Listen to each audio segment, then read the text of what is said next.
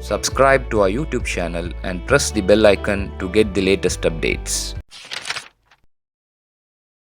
Welcome back to Sophia Traders Bookstore's weekly book introductions reviews. This is Samil. Social Justice in Islam.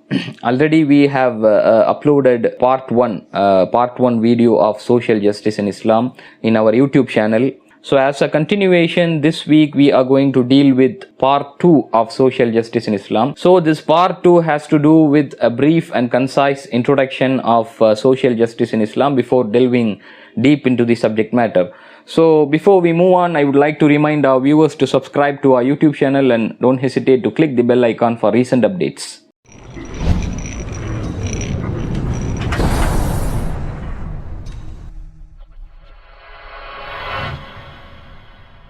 If the most early literary-oriented writings of Sayyid Qutb are put aside, a handful of important works can be singled out as containing the quintessence of his thought.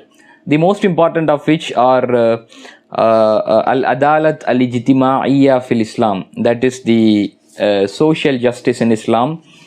So the second one is Fi Dhilal al-Quran, in the shade of the Quran, and Milestones.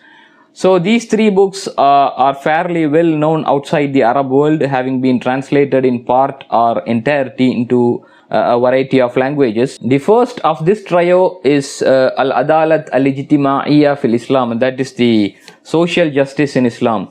Actually, this book is a revised English translation by Dr. Hamid Elgar. So it has attained greatest fame both because of its relative brevity and because of the general interest and relevance of its subject matter. It is the earliest and most influential of a cluster of books that have been devoted to the same subject. So Sayyid Qutb can thus be seen to have articulated for the first time a major and widely felt concern of the Muslim world. In this book, Sayyid Qutb insists on the uniqueness and autonomy of Islam as a social, political and economic system, defying all comparison with other ideologies or systems. From one point of view, social justice in Islam is therefore to be evaluated as a document of the first post-war decades in which Islamic movements and personalities were striving to demonstrate the imperative relevance of Islam to the concrete socio-political and economic problems facing the Muslim world. So this task gained particular urgency from the relative appeal and vitality of Marxism in different parts of the Muslim world, not least in Egypt. Sayyid Qutb's refutation of Marxism often goes together with a critical evaluation of Christianity,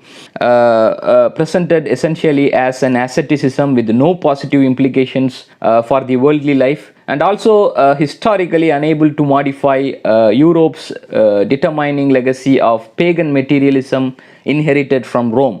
So in this comparative context, Islam becomes the ideal mean, the ideal source, avoiding both the unrelieved materialism of Marxism and the otherworldliness of Christianity, and balancing the needs of the individual against those of the society. So such a comparison was no doubt inevitable given the legitimately polemical and exhortatory nature of Sayyid Qutb's work. Briefly put, it is Sayyid Qutb's contention that what he terms to be the spirit of Islam, that is frugal, egalitarian, God-conscious, pious.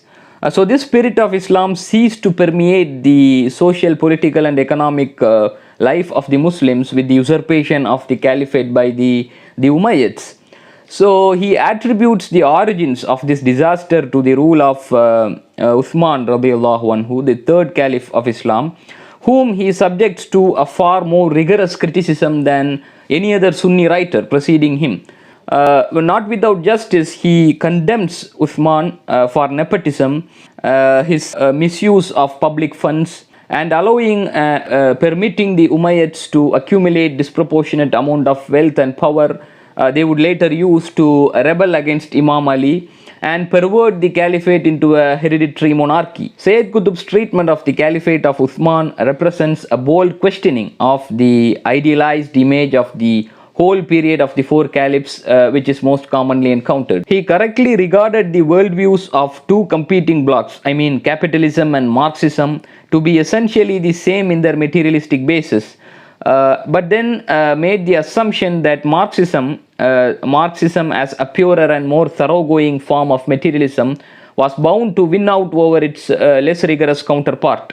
Many other insights of Sayyid Qutb, however, have stood the test of time. For example, he asserts that a virulent crusading spirit remains at the core of the Western culture. Similarly, the support instinctively rendered by this crusading spirit to Zionism continues unabated. More importantly, Sayyid Qutb's insistence on the comprehensiveness of Islam as a worldview, civilization, as a socio-political economic order, his summons to the educational and cultural reform, the moral urgency underlying the whole of his book retain all their validity today, some 50 years after its first publication. So that's it, we have done with the second part. Stay updated by subscribing to our YouTube channel. See you in the third part of Sayyid Qutb Social Justice in Islam. This is Samil.